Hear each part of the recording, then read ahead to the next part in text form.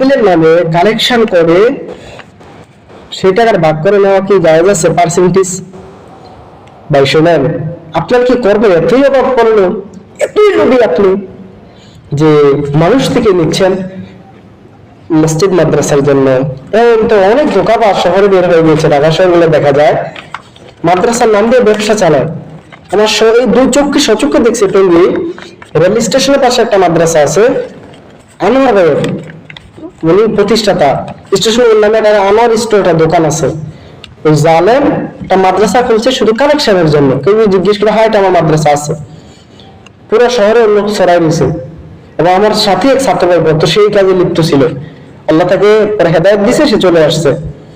বহু এমন আছে যারা কালেকশন করে টাকা কি এর পার্সেন্টেজ দেয়। 1000 টাকা পাইলে 999 টাকা তার পকেটে, 1 টাকা দেয় মাদ্রাসায়। আমি বলবো আপনারা মসজিদ মাদ্রাসা এরকম